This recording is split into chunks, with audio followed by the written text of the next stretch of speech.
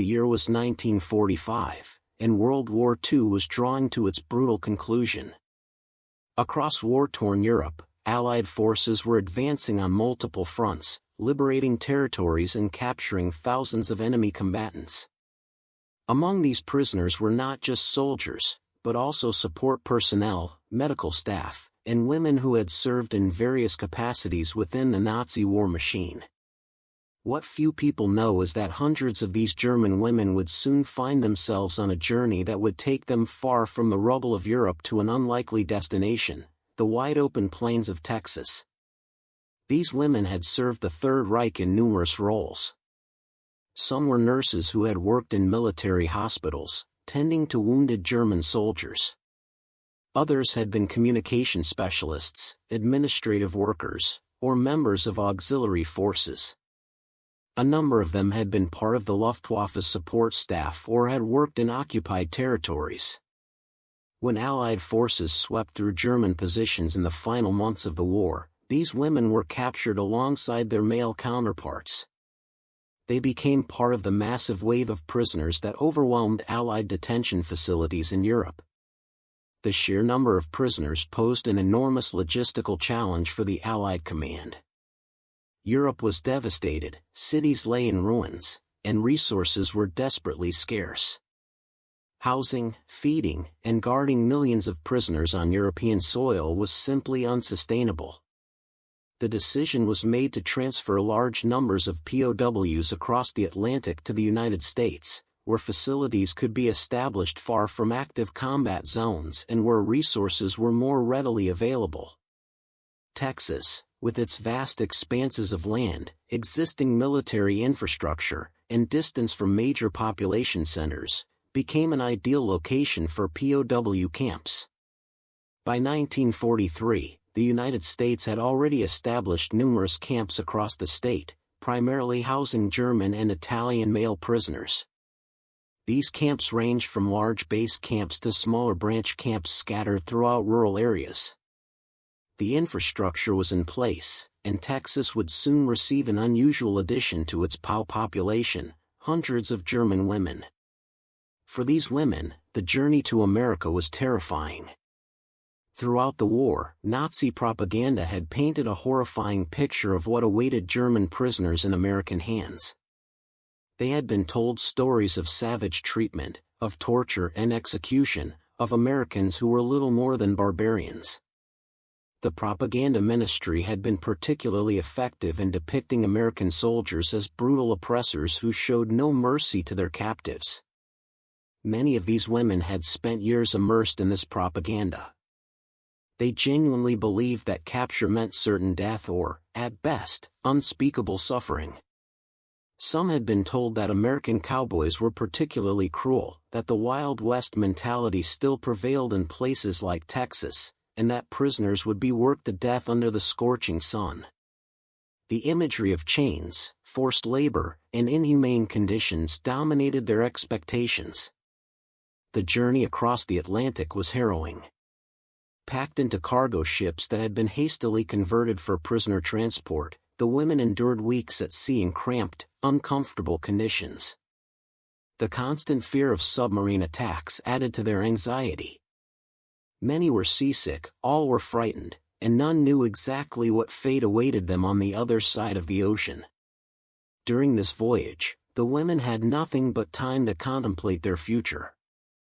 Rumors spread among them about what American captivity would entail. Some whispered that they would be used as slave labor.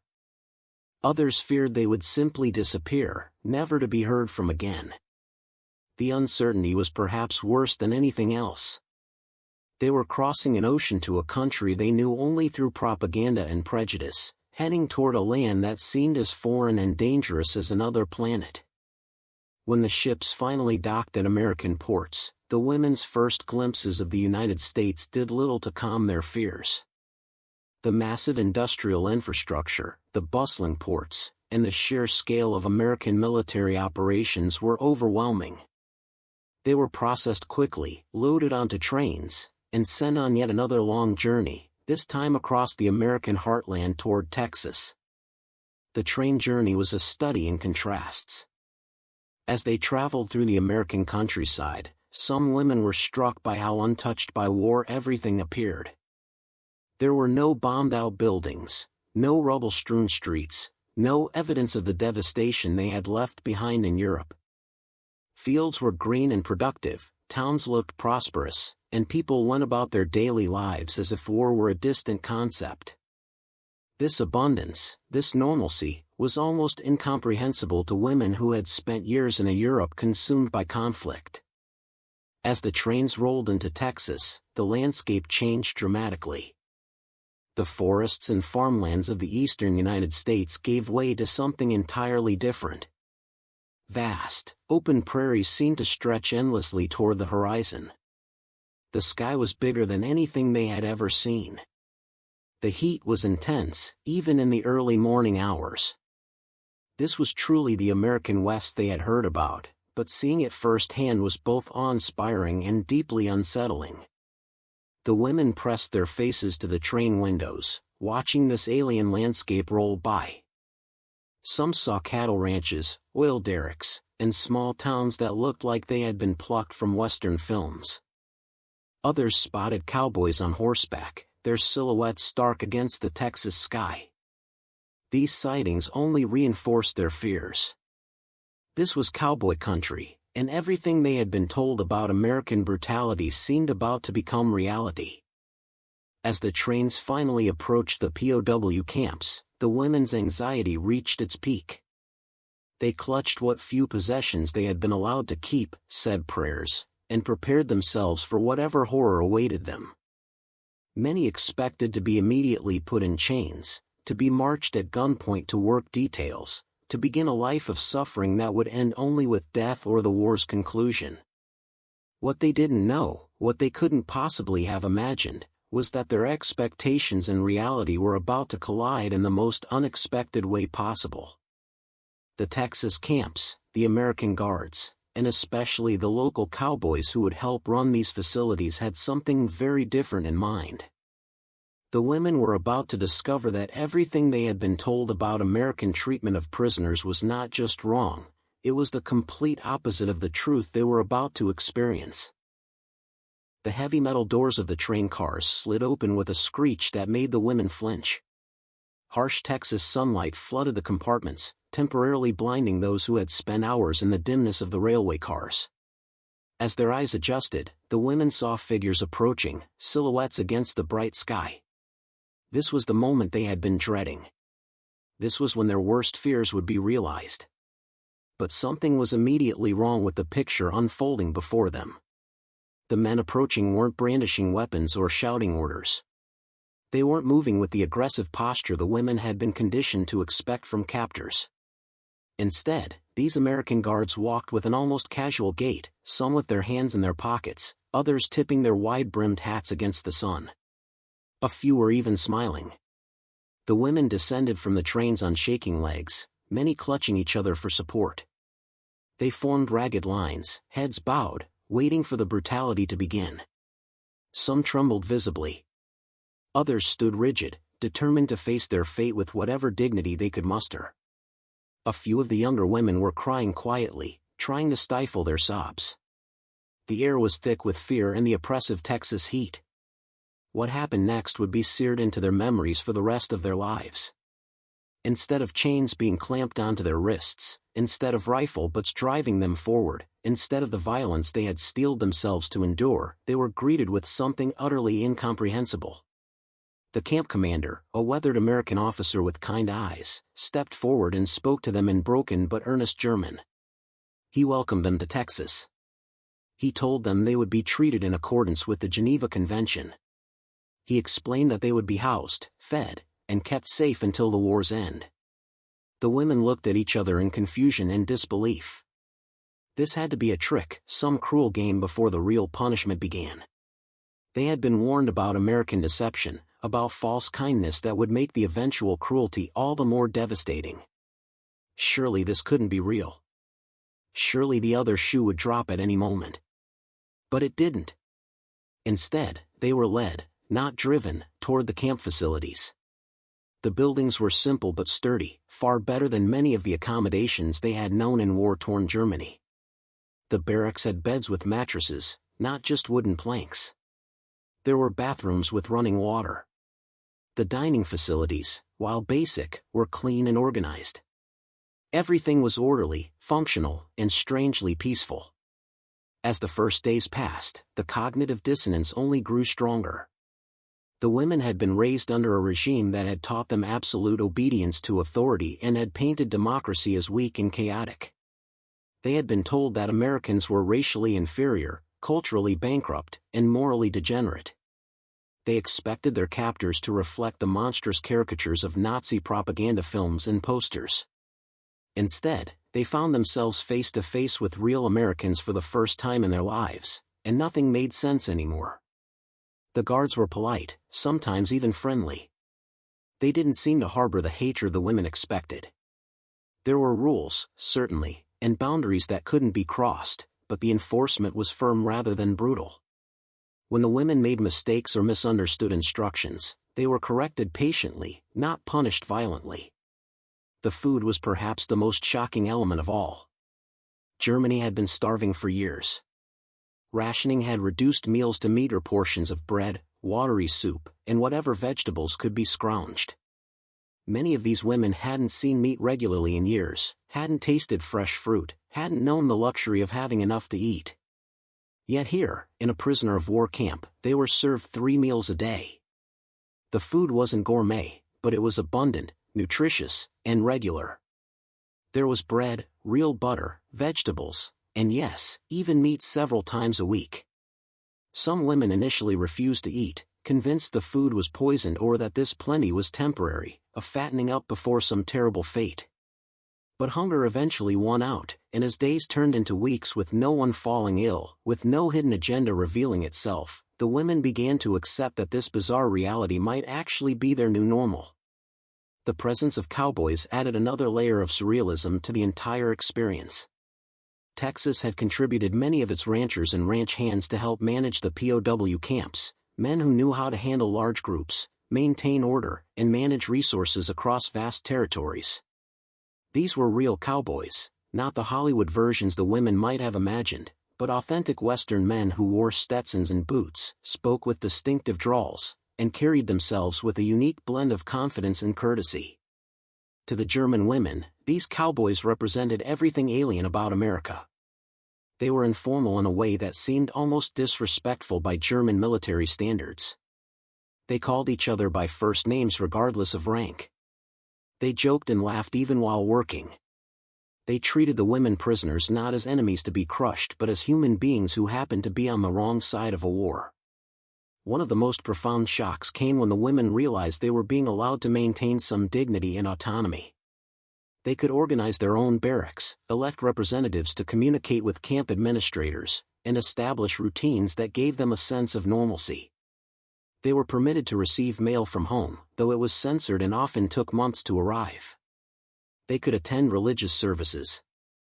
They were even allowed to put on plays and concerts, to engage in crafts and hobbies during their free time. This was nothing like the concentration camps and labor camps they knew existed in German-controlled territories. There was no systematic degradation, no deliberate cruelty, no attempt to dehumanize them. The contrast was so stark, so fundamentally at odds with everything they had been taught about American barbarity, that it created a kind of psychological whiplash. Many of the women went through a period of deep confusion and cognitive restructuring. If the Americans weren't the monsters they had been told about, what else had been a lie? If enemy prisoners were being treated with basic human decency in American camps, what was happening to prisoners in German camps? The questions were dangerous, even treasonous by Nazi standards, but they were unavoidable. Some women clung desperately to their Nazi ideology, insisting that this treatment was an aberration or a trick. They maintained that Germany would win the war and that their current circumstances were temporary. But others began to question everything they had believed. The seeds of doubt, once planted, were impossible to uproot. The cultural differences extended beyond treatment and into daily interactions. American informality was baffling. Guards who introduced themselves by first names, who asked about the women's well-being as if they genuinely cared, who sometimes shared cigarettes or small luxuries, seemed to violate every rule of proper military conduct the women had ever known. The rigid hierarchies they were accustomed to simply didn't seem to apply in the same way here. Language barriers created both frustration and unexpected moments of connection. The women who spoke even a little English found themselves acting as translators, and in the process of bridging the linguistic gap, they also began to bridge the cultural one. Simple exchanges about food preferences, weather complaints, or questions about life back home humanized both captors and captives in ways that transcended politics and propaganda. As weeks turned into months, a strange new reality settled over the camps. The initial terror faded, replaced by a wary acceptance, and in some cases, genuine surprise at how different captivity was from their darkest imaginings. The women were still prisoners, still separated from their homeland, still living with uncertainty about when or if they would return home. But they were alive, they were fed, and they were being treated like human beings. This was the foundation upon which something even more unexpected would be built, something that would challenge every assumption the women held about America, about their enemies, and ultimately, about themselves. The morning sun had barely crested the horizon when the women heard an unfamiliar sound echoing across the campgrounds. It was the rhythmic thunder of hoofbeats, accompanied by the occasional whinny and snort of horses. Many of the women had never seen a horse up close, let alone the magnificent quarter horses and mustangs that were being led into the camp's outer yards. The Cowboys had arrived with a proposition that would have seemed absurd just weeks earlier. Camp administrators had been observing the women carefully since their arrival. They noticed the lingering fear, the depression that came with captivity, and the listlessness that threatened to settle over the compound like a heavy fog. The monotony of camp life, while safe and adequately provisioned, was taking its own psychological toll. Something needed to change. Someone, likely one of the Texas ranchers serving as a guard supervisor, had an idea that was either brilliant or completely crazy, depending on who you asked. The women were assembled in the main yard, confusion written across their faces as they watched several cowboys position horses along the fence line. An interpreter stepped forward and explained, in careful German, that the camp administration wanted to offer them an opportunity. Those who were interested and physically able could learn to ride horses. They could spend time outdoors, away from the barracks, breathing fresh air and engaging in physical activity that was both purposeful and, potentially, enjoyable. The announcement was met with stunned silence. The women looked at each other, then at the horses, then at the cowboys who stood casually holding the reins, waiting with patient expressions. This had to be some kind of test or trap. Why would their captors give them access to horses? Horses meant mobility, meant potential escape, meant a level of freedom that seemed impossible for prisoners of war. Several women immediately suspected this was a setup, that anyone who accepted would be punished for attempting to flee or for showing insufficient gratitude. But one woman, bolder or perhaps more desperate than the others, stepped forward.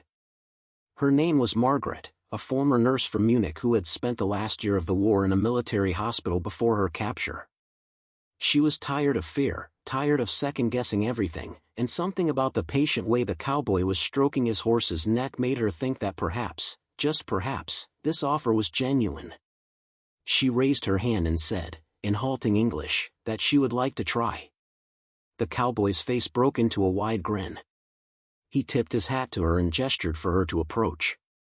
As Margaret walked forward on trembling legs, other women began to murmur among themselves. A few more hands went up, tentatively at first, then with growing confidence. Within minutes, a dozen women had volunteered to be the first to attempt this strange new activity. What followed was a scene that none of them would ever forget. The cowboys proved to be patient, gentle teachers. They started with the basics, showing the women how to approach a horse, how to read its body language, how to stroke its neck and speak to it softly. Many of the women were terrified at first. These were large, powerful animals, and the women had no experience with livestock of any kind. But the horses, well-trained and accustomed to ranch work, seemed to sense the women's nervousness and remained calm and still. One cowboy, a weathered man named Jim who had been ranching in West Texas for 3 decades, spoke no German but communicated through gesture, demonstration, and an endless supply of patience. He showed Margaret how to hold the reins, how to position her feet in the stirrups, how to sit in the saddle with balance and confidence. When she made mistakes, he simply showed her again, his corrections gentle and encouraging. There were no harsh words, no impatience, no anger at her clumsiness. When Margaret finally sat astride the horse for the first time, something shifted inside her. The view from horseback was different, higher, more expansive. The horse's warmth and strength beneath her felt solid and real in a way that little else had since her capture. When the cowboy clicked his tongue and her horse began to walk slowly around the corral, Margaret felt something she hadn't experienced in years, a moment of pure, uncomplicated joy. Other women watched from the fence, their expressions transforming from suspicion to wonder. They saw Margaret's face, saw the way she laughed when the horse tossed its head, saw the cowboy's encouraging smile as he walked alongside, ready to steady her if needed but clearly confident she could manage. One by one, the other volunteers approached their assigned horses and began their own lessons. Not every woman wanted to participate, of course. Some remained convinced it was dangerous or inappropriate. Others were simply too afraid of the large animals. A few held back out of principle, unwilling to accept what they saw as fraternization with the enemy. But as days turned into weeks, and the riding program continued without incident or hidden agenda, more and more women overcame their hesitation and joined in. The riding sessions became a highlight of camp life. They were scheduled several times a week, weather permitting, and the women who participated began to show visible changes. They stood straighter, smiled more easily, and engaged with each other with renewed energy. The physical activity was good for them, certainly, but the psychological benefits were even more profound. On horseback, they weren't prisoners. They were simply people learning a new skill, experiencing the freedom of movement across the Texas landscape, feeling the wind in their hair and the sun on their faces. The cowboys who taught them became familiar figures, and despite the language barriers, real relationships began to form. The men shared stories about their ranches, their families, their lives before the war had called them to serve in this unusual capacity. They showed the women pictures of their own wives and daughters, creating connections that transcended national boundaries and wartime enmities.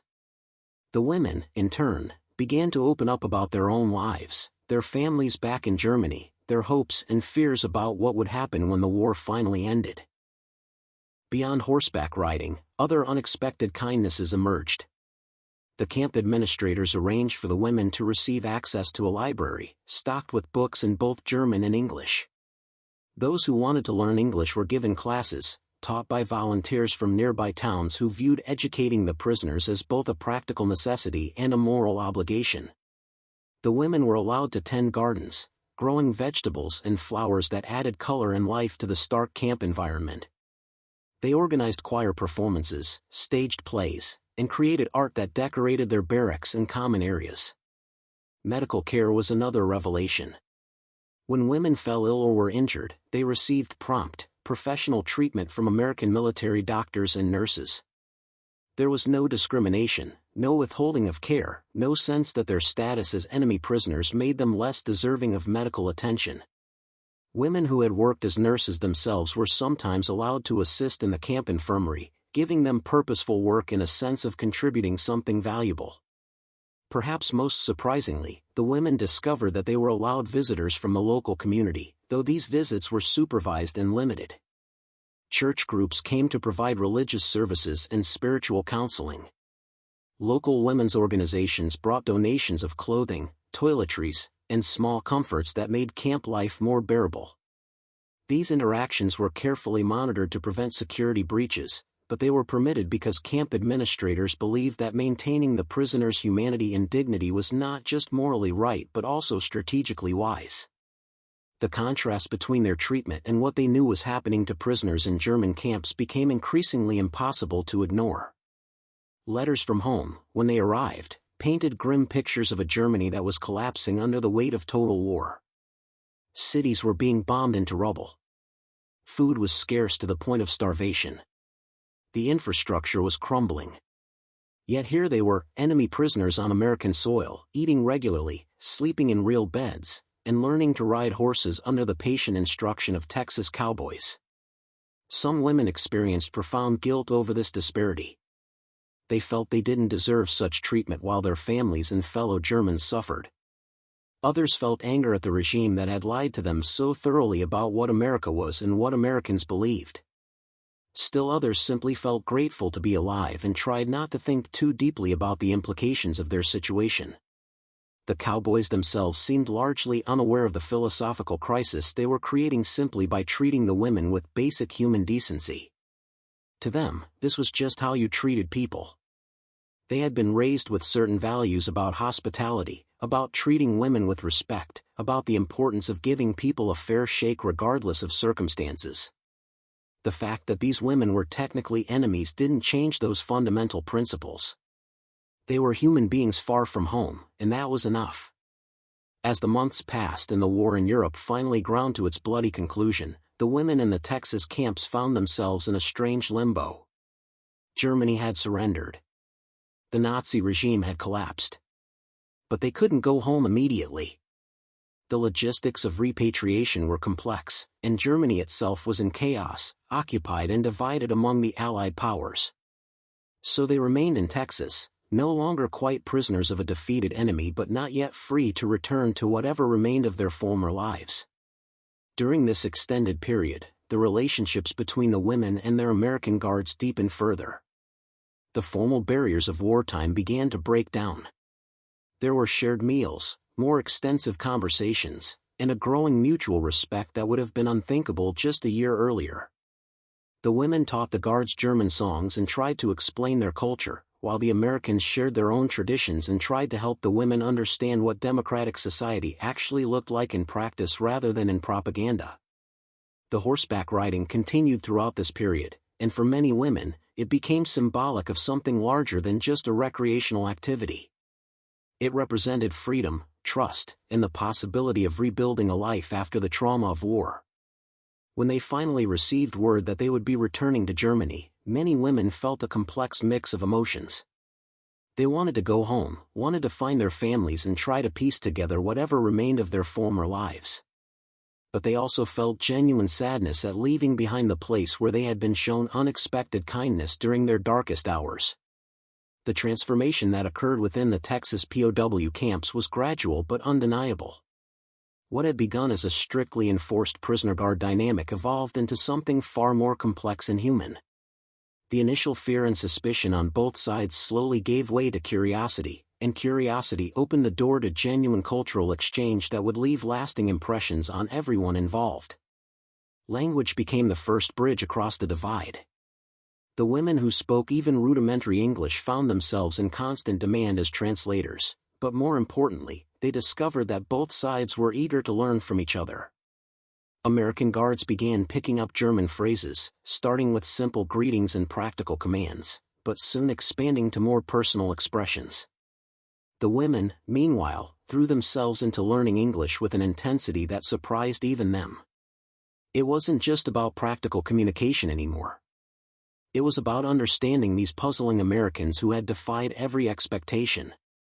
Evening classes became a regular feature of camp life. American volunteers, often schoolteachers from nearby towns, came to teach English to any woman who wanted to learn. These sessions were lively affairs, filled with laughter at mispronunciations and creative misunderstandings. The teachers were patient and encouraging, treating their students not as defeated enemies but as eager learners deserving of respect and attention. In return, some of the German women began offering informal German lessons to interested guards and staff, creating a reciprocal educational exchange that went far beyond mere vocabulary. Music proved to be another powerful connector.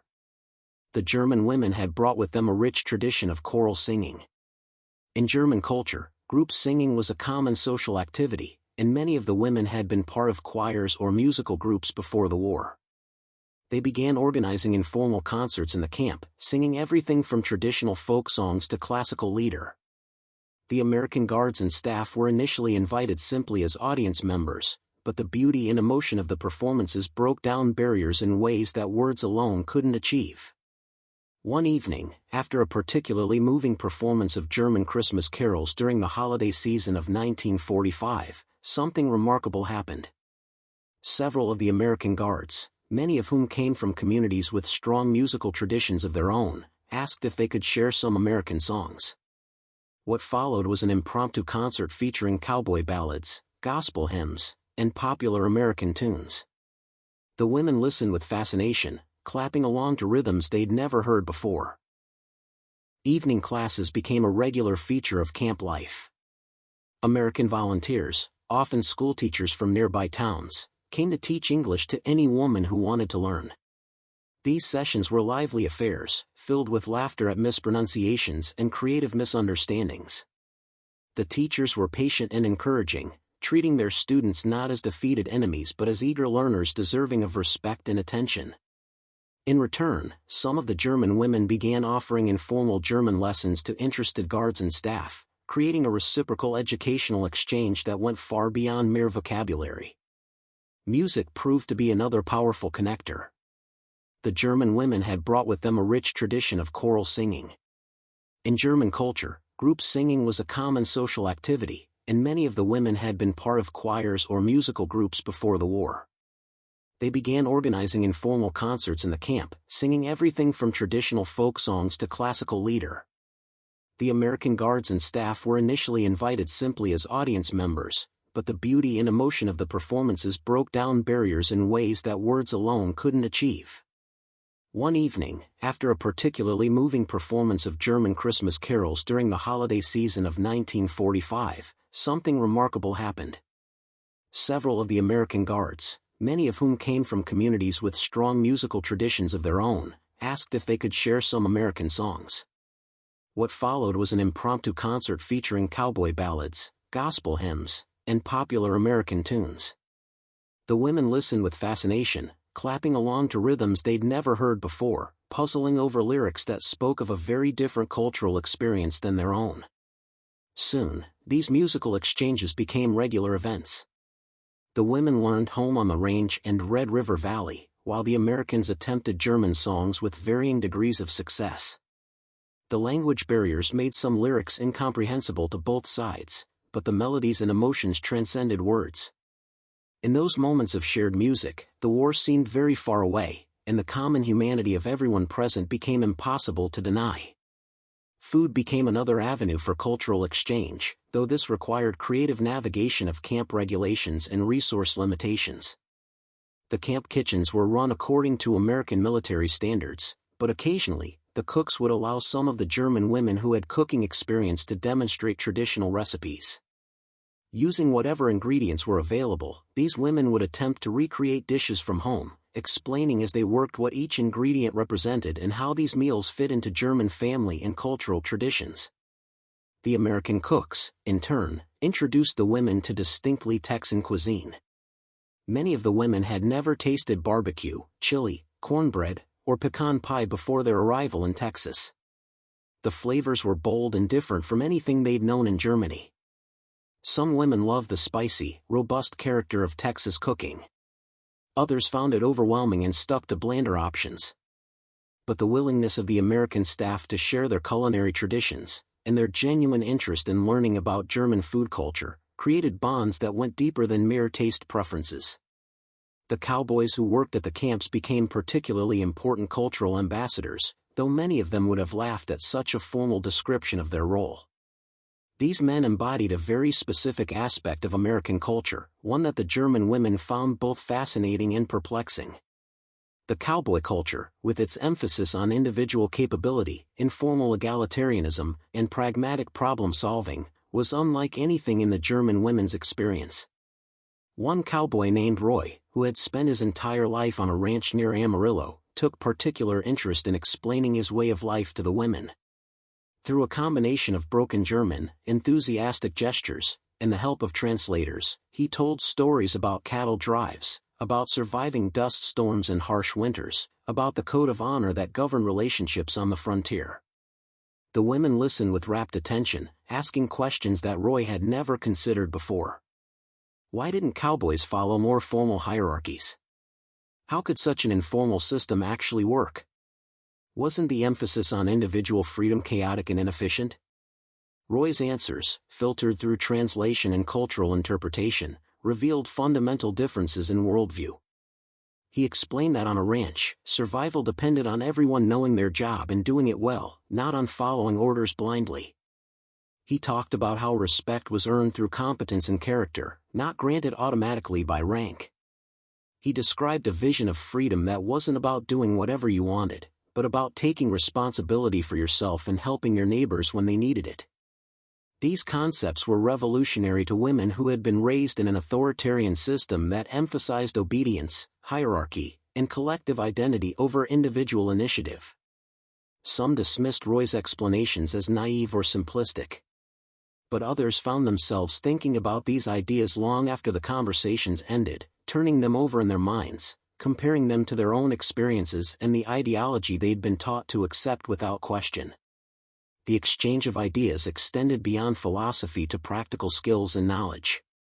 The women taught interested Americans about various crafts and techniques they'd learned in Germany.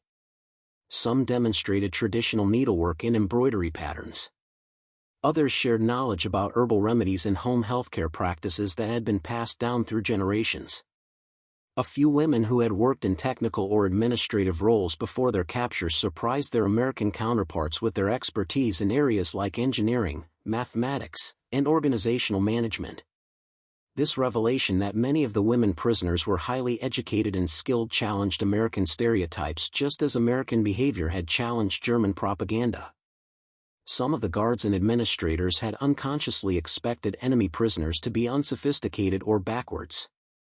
Discovering that many of these women were nurses, teachers, technicians, and professionals created a cognitive shift. These weren't faceless enemies or helpless victims. They were competent, intelligent individuals who happened to have been born on the wrong side of a terrible conflict. The American staff, in turn, shared their own skills and knowledge. Beyond horseback riding, the women learned about ranch management, animal husbandry, and the unique challenges of living in the harsh Texas environment. They learned about American history, though the versions they heard from their guards were often more personal and less formal than textbook accounts. They heard stories about the frontier, about immigration and the melting pot of cultures that made up America, about the Civil War and its ongoing legacy, about the Great Depression and how it had shaped the generation that was now fighting World War II. Children became unexpected ambassadors in this cultural exchange. Some of the guards and staff brought their families to camp events when regulations permitted. American children, with the natural curiosity and openness of youth, approached the German women without the baggage of propaganda or political ideology. They asked simple, direct questions. What was Germany like? Did you have pets? What games did you play? What was your favorite food? These innocent interactions reminded everyone involved that before they were enemies, they were simply people from different places who had been caught up in circumstances beyond their control. The German women, many of whom had children of their own back home, responded to these young visitors with a tenderness that revealed the depth of their own losses and longings. They taught American children German counting songs and simple games. They made small toys and crafts as gifts. They asked about American schools and holidays and family traditions. Through these children, both the prisoners and their guards caught glimpses of normal life, of a world beyond war and camps in international conflict. Religious faith provided another avenue for connection and mutual understanding. The camp administrators made provisions for the women to practice their faith, whether Catholic or Protestant, and local clergy from Texas communities volunteered to conduct services and provide spiritual counseling. These religious leaders came from various denominations and brought with them different theological perspectives, but they shared a common commitment to seeing the divine spark in every person, regardless of nationality or wartime allegiances. Chaplain services became opportunities for deeper conversations about morality, guilt, forgiveness, and redemption. Many of the women were grappling with profound spiritual questions. How could a just God have allowed such a catastrophic war? What was their moral responsibility for the actions of their government? How could they reconcile their faith with the terrible things they were learning about what had been done in Germany's name? The American chaplains and the women prisoners engaged in theological discussions that were remarkably frank and searching, exploring questions that had no easy answers but demanded to be asked nonetheless. Through all these interactions, something fundamental was changing. The psychological distance that makes warfare possible, the ability to see the enemy as fundamentally different or less human, was breaking down on both sides. The American guards could no longer think of their charges as simply German POWs. They were Margaret, who missed her children desperately and cried every time a letter from home arrived. They were Helga, who could solve complex mathematical problems in her head and loved to debate philosophy. They were Anna, who had the most beautiful singing voice and could make everyone laugh with her impressions of various camp personalities. Similarly, the women could no longer maintain the propaganda image of Americans as barbaric and inferior. They were Jim, the patient cowboy who had taught half the camp to ride and who showed pictures of his grandchildren with obvious pride. They were Lieutenant Morrison, the camp administrator who bent regulations when he could to make life a little easier and who treated everyone with consistent fairness. They were Sarah, the teacher from town who volunteered her time to help the women learn English and who brought small gifts of books and magazines from her own collection. This humanization was not universal or complete. There were guards who remained distant and professional, never moving beyond their official role. There were women who clung to their Nazi ideology or who resented their captivity too much to engage genuinely with their captors. The wounds of war ran deep, and not everyone was ready or willing to bridge the gap. But enough connections were made, enough understanding was achieved, that the experience transformed everyone involved in ways large and small. As news of Germany's complete collapse filtered into the camps, as the full horror of the concentration camps and the Holocaust became undeniable even to those who wanted to deny it, these relationships were tested in profound ways. Some women retreated into denial or defensive anger. Others experienced shattering crises of conscience as they confronted the reality of what had been done in their nation's name. The American staff watched these struggles with a complex mix of emotions, offering support where they could while grappling with their own reactions to the revelations coming out of Europe. Through it all, the daily interactions continued. The English lessons, the music sessions, the horseback riding, the shared meals and conversations. These ordinary moments of human connection became lifelines for people on both sides who were trying to make sense of an incomprehensible situation. The cultural exchange that had begun tentatively and with suspicion had evolved into something deeper, a recognition that despite enormous differences in language, culture, and recent history, there was a common humanity that could not be entirely extinguished even by the worst that human beings could do to each other. The summer of 1946 brought an oppressive heat to Texas that seemed to mirror the emotional intensity of the moment. After more than a year in captivity, the German women were finally being prepared for repatriation. The war had been over for more than a year, but the logistics of returning hundreds of thousands of prisoners to a devastated and divided Germany had taken time to organize. Now, the day was approaching when the women would board trains that would take them to ports, and from there, ships that would carry them back across the Atlantic to a homeland many of them no longer recognized. The preparations for departure were marked by a complicated tangle of emotions on all sides. The women were eager to return home, desperate to find out what had happened to their families, anxious to begin rebuilding their lives in whatever remained of Germany. Yet many of them felt genuine sadness about leaving Texas, about saying goodbye to the people who had shown them unexpected kindness during the darkest period of their lives. It was a paradox they struggled to articulate even to themselves, this sense of loss about leaving captivity behind. The American guards and staff felt their own complex emotions. They had spent more than a year working with these women, getting to know them as individuals, sharing experiences that had transformed abstract enemies into real people with names and stories and dreams. Now those people were leaving, returning to an uncertain future in a broken country, and there was nothing more the Americans could do to help them. It felt strangely like saying goodbye to friends, even though the circumstances that had brought them together were anything but friendly. In the final weeks before departure, there was a flurry of activity as the women tried to prepare themselves for what lay ahead. They wrote letters home, announcing their imminent return and asking for information about conditions in Germany. They mended and organized their few possessions, trying to ensure they would have something, however meager, to bring back with them. They held final concerts and gatherings, creating last memories together before they would scatter to different parts of Germany and likely never see each other again. The Cowboys who had taught riding lessons organized one final session, a farewell ride across the Texas prairie. More than 50 women participated, a testament to how far they had come from those first terrified days when mounting a horse had seemed impossible. They rode in a long line, the Texas sun beating down, the vast sky stretching endlessly above them. For many of the women, this ride represented more than just a pleasant activity. It symbolized everything their time in Texas had taught them about freedom, trust, and the possibility of human connection even in the midst of conflict. Jim, the cowboy who had been there from the beginning, rode alongside Margaret, who had been his first student. They had developed a friendship that transcended language barriers, built on mutual respect and shared experiences. Through an interpreter, they talked about what she would face when she returned to Germany, about her hopes and fears, about the profound changes the war had wrought on everything they had once known. Jim gave her a small photograph of himself on horseback, writing on the back in English, "Remember Texas. Remember you are stronger than you think." Margaret tucked the photograph carefully into her belongings, adding it to the collection of small mementos she was taking home, a pressed Texas wildflower, a crude map one of the guards had drawn showing where in Texas the camp was located, a recipe for cornbread written in German by one of the American cooks, a small wooden cross carved by the camp chaplain. These objects were more than souvenirs.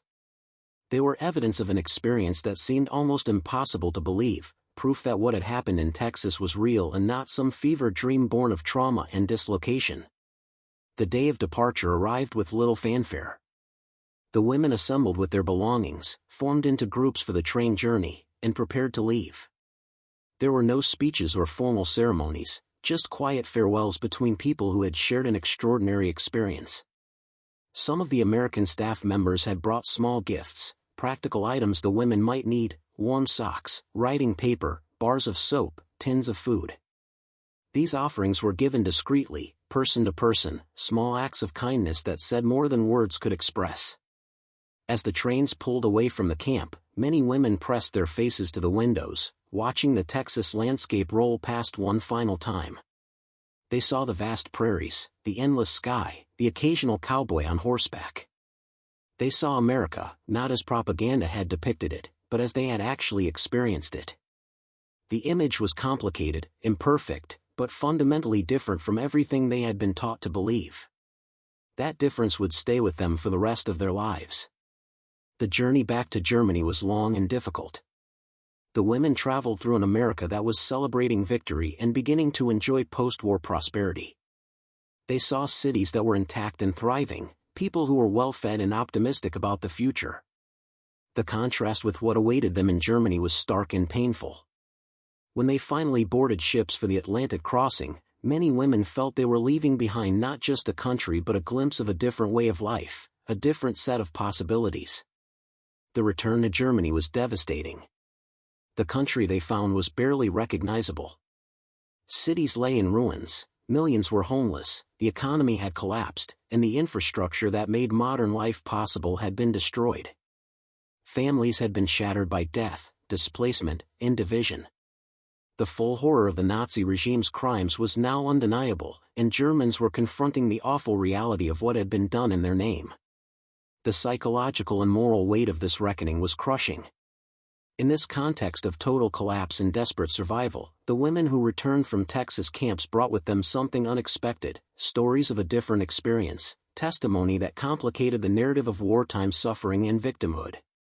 They spoke of American captors who had treated them with respect and kindness, of cowboys who had taught them to ride horses, of communities that had donated clothes and supplies to make their captivity more bearable. These stories were sometimes met with disbelief or resentment. How could prisoners have been treated well while Germans at home were suffering? How could the enemy have been humane when Germans were being depicted as monsters? But the women persisted in telling their truth. They wrote letters to the Americans they had known, maintaining connections across the ocean despite the difficulties of international communication in the immediate post-war period. Some of these letters survive in archives and family collections, providing poignant testimony to relationships that bridged the deepest divides of the 20th century. The letters spoke of gratitude, of memories that provided comfort during difficult times, of lessons learned that shaped how the women approached rebuilding their lives. Margaret, the nurse who had been the first to volunteer for riding lessons, eventually settled in West Germany and worked to rebuild the healthcare system in her devastated country.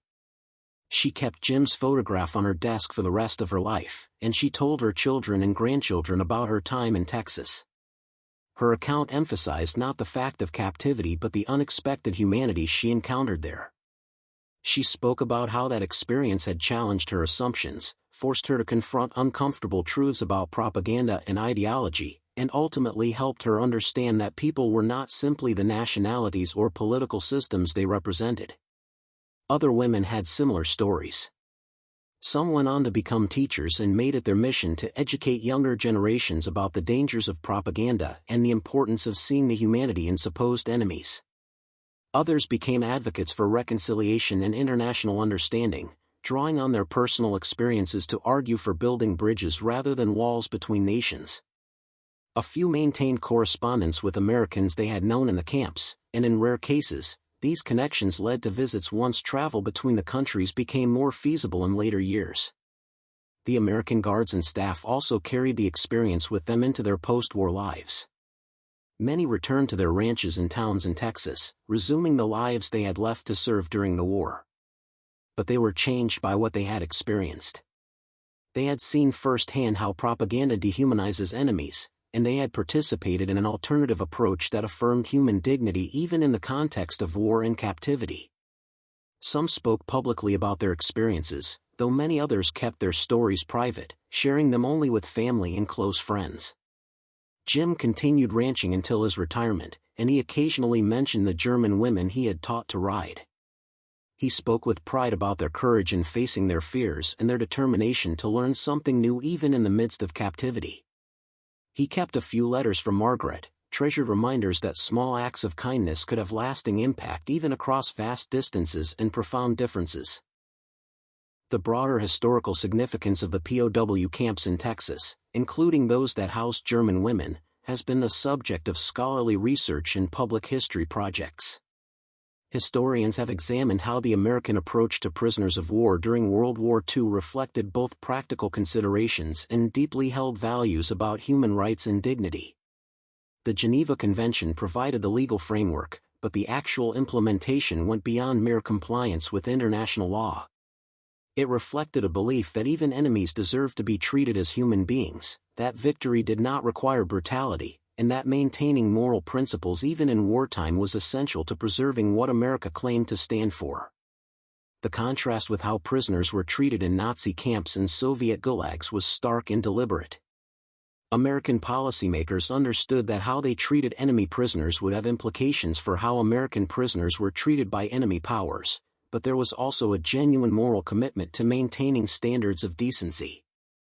The Texas camps became laboratories for testing whether it was possible to hold people captive while still respecting their basic humanity, and the experiences of the German women suggested that, however imperfectly, this balance could be achieved.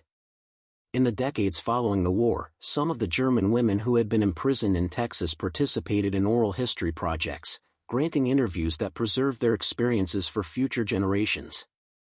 These testimonies provide invaluable insights into the subjective experience of captivity, the psychological impact of being treated humanely by supposed enemies, and the long-term effects of this experience on personal identity and political understanding.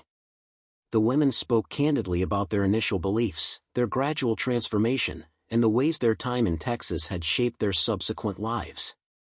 One recurring theme in these testimonies was the impact of the horseback riding program. For many women, learning to ride represented a turning point, a moment when they began to believe that perhaps survival was possible, that perhaps life could contain moments of joy even in the darkest circumstances. The trust required to mount a horse, to allow oneself to be vulnerable and dependent on the animal's cooperation and the instructor's guidance, became a metaphor for the larger process of learning to trust again after betrayal by their own government's propaganda and ideology. The legacy of these experiences extends beyond the individual women and guards who participated in them. The Texas POW camps became part of a larger story about how societies choose to treat those they have power over, about the importance of maintaining ethical standards even when they are difficult or inconvenient, and about the possibility of human connection across seemingly insurmountable barriers.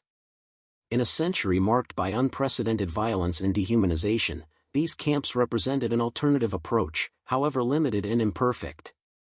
As the years passed and memories faded, efforts were made to preserve and commemorate this history. Historical markers were placed at former campsites. Museums developed exhibits about the POW experience in Texas. Researchers conducted interviews and collected documents before the generation that lived through these events passed away. These preservation efforts ensured that future generations would know about this chapter of history, would understand that even in the midst of total war, moments of humanity were possible. For the women themselves, as they aged and looked back on their long lives, their time in Texas often took on an almost mythical quality. It was a period out of time, a strange interlude between the horrors they had fled in Europe and the difficult years of rebuilding that followed their return. In that interlude, they had encountered a version of America that contradicted everything they had been taught, had formed relationships that should have been impossible, and had learned lessons about human nature that shaped everything that came after. When the last of these women passed away in the early 21st century, they took with them direct memories of an experience that had become history. But they left behind testimonies, letters, photographs, and stories that continue to resonate. Their legacy is a reminder that even in the darkest times, even when nations are locked in existential conflict, individual humans are capable of choosing kindness over cruelty, connection over hatred, and hope over despair. The cowboys who put German women on horses instead of chains made a choice, perhaps without fully understanding its significance. They chose to treat prisoners as human beings deserving of dignity and respect. That choice, multiplied across hundreds of interactions and dozens of individuals, created an experience that transformed lives and challenged assumptions on both sides. It demonstrated that victory in war need not come at the cost of moral defeat, that strength and compassion are not mutually exclusive, and that the most effective way to defeat an evil ideology is to prove through actions that a better way is possible. In the end, the story of German women POWs in Texas is not primarily about war or captivity or international politics. It is fundamentally a story about human beings discovering their common humanity despite every reason to see only differences. It is about the power of small kindnesses to change hearts and minds. It is about the courage required to question one's beliefs and the growth that comes from having those beliefs challenged. And it is about the enduring legacy of moments when people chose to be better than circumstances required them to be, leaving behind memories that outlasted the conflict itself and continue to offer lessons for future generations navigating their own divisions and conflicts. The Texas sun that beat down on those prison camps has set and risen countless times since those days. The women who learned to ride horses on the Texas prairie have long since passed from this world. But their story remains, a testament to the possibility of human connection even in the midst of inhumanity, a reminder that we always have choices about how we treat those in our power, and evidence that sometimes the most revolutionary act is simply to see the humanity in those we have been taught to hate.